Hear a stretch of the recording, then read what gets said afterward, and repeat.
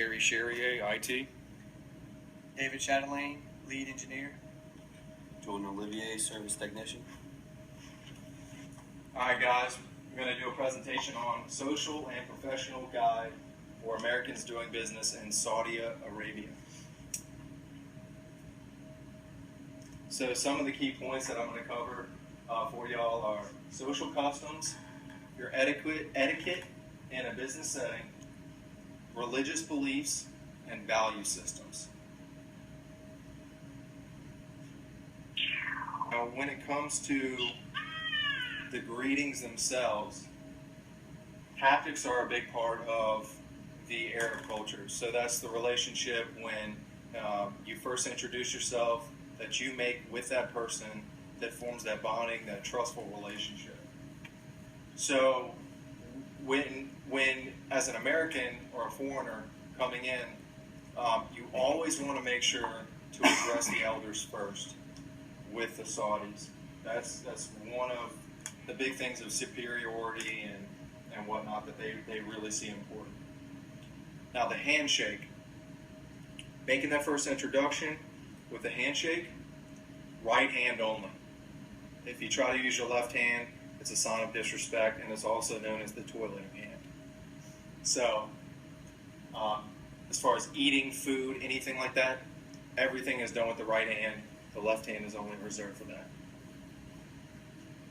Now, men versus women. So the association, as a man coming in, an American coming into their country, one of the big things is to never directly stare at the women of their culture, or to necessarily make any kind of formal greeting with them. You're not gonna do a handshake with them or anything like that. That's strictly a cultural, religious, a modest idea that they reserve for themselves.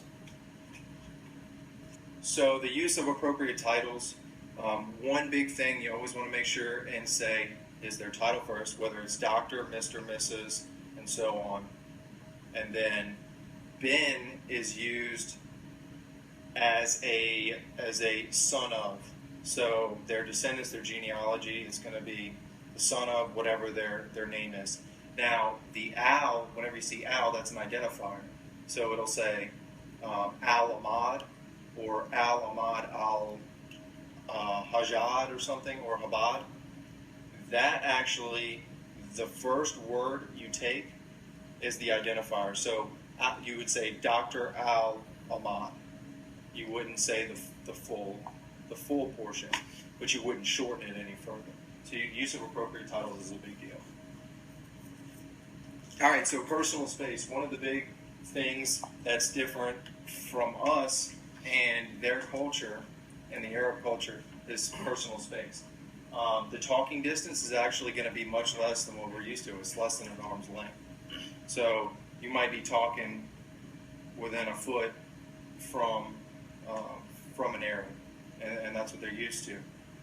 Slight touching here and there as a form of gesture that they have your attention, that you're talking being talked directly to them.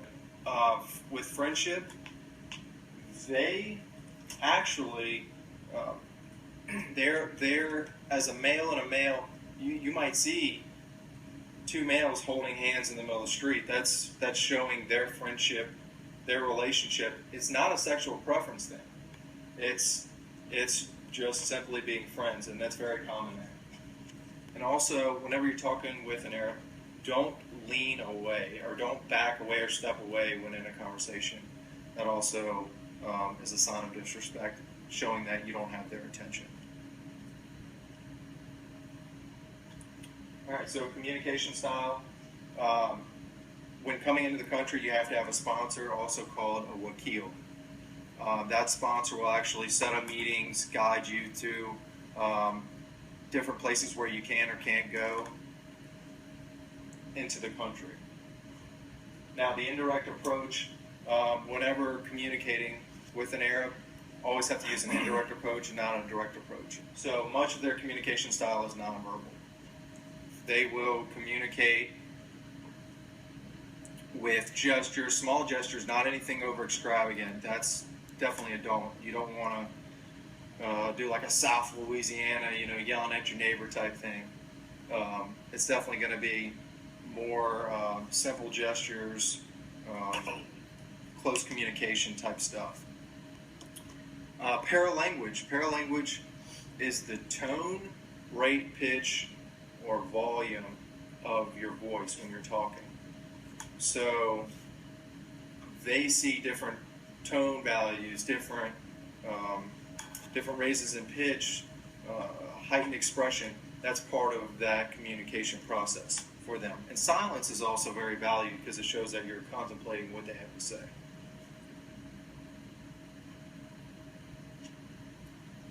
All right, so the appropriate and inappropriate gestures, calling for attention, what they actually do to call somebody to come over is they outstretch their hand and they wave their fingers downwards with their palm down.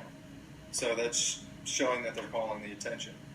Now, your appropriate gestures that can be used, one of them is saying no, which is actually instead of like a what's up, you say to somebody, it's a head motion up and they click their tongue. So it's like a no. Showing thanks. Showing thanks is as simple as a hand over your chest and a slight bow. It's a thank you, simple gratitude.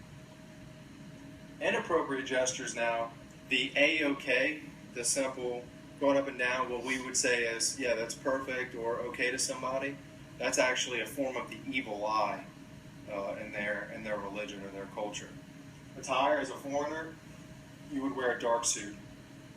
You're not going to wear the formal robes that they wear, which is called a thobe. That is the white robe that you see in this picture. The gotra is the headdress, the white headdress that they have on over their head. And the egel is the black ring or the headband, which goes over the top. And their clothing actually helps with air circulation in the drier, hotter climates. So that's a big reason why they wear that. As far as women wear the full veil, the cloak that goes all the way down with a veil over their face to show modesty. I want to try to schedule in the morning and not the evening because of their prayer schedules. Negotiations, they're tough negotiators. They value time, but time is not the most important thing. Part of negotiations are to remain calm and expect a bargain with them. That's one of their culture codes that they follow. They are tough negotiators.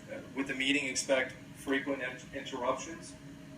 As a guest coming in, they might have people coming in and out, joining discussions.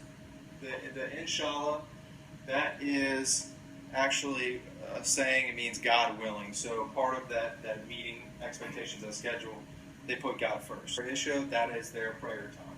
So being after their prayer time. Food and entertainment. So in a social versus home setting, social, restaurants, hotels, things like that, the home is going to be the more trusting of the two. The home setting, when they invite you into their house, you got to expect a lot of socializing. They might give you coffee or tea.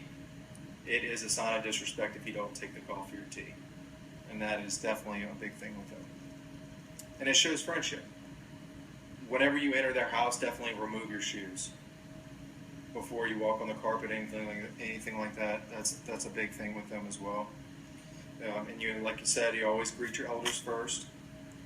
And if you're going to go to a meal where you sit either cross-legged or on one knee. Don't sit on both knees. That's part of their prayer rituals. And same thing, you only use your right hand whenever you're eating. Guests are typically showered with abundance. So, as a guest coming in, you are going to be made the ultimate. They're going to give you the best of whatever they have to eat, and then everything that you eat, if you have a little bit left over, it's actually a compliment if you don't eat all of it.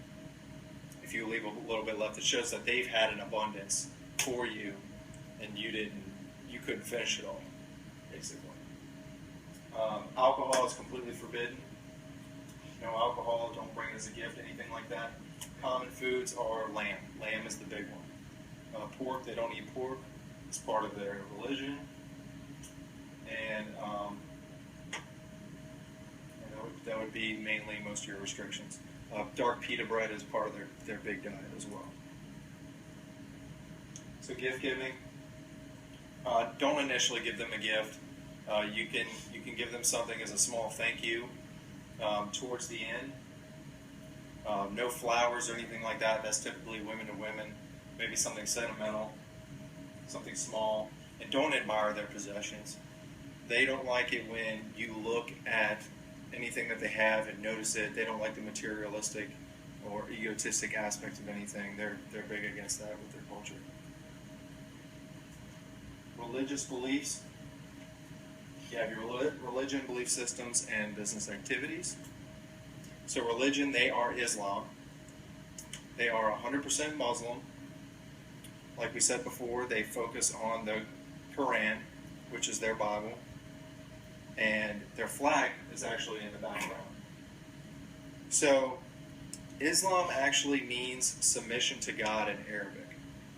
So as far as their holy cities, the Mecca and the Medina, only Arabs are allowed, or only Muslims are allowed into those cities, those prayer cities. And there are actually two sets of Islams. There's the Sunnis and the Shiites. 80% of Arabs in Saudi Arabia are Sunnis, which they focus on an elite power of government and not a single descendant coming from Muhammad, which was their prophet, which is where they get their Bible from.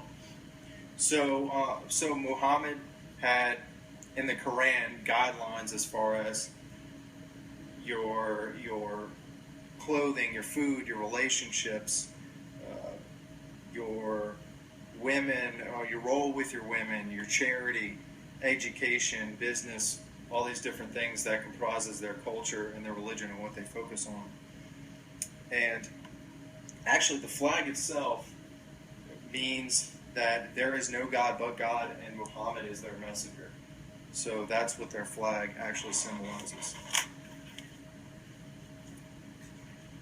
Religious belief systems, they are influenced by their daily activities with business. So everything is scheduled around prayer times.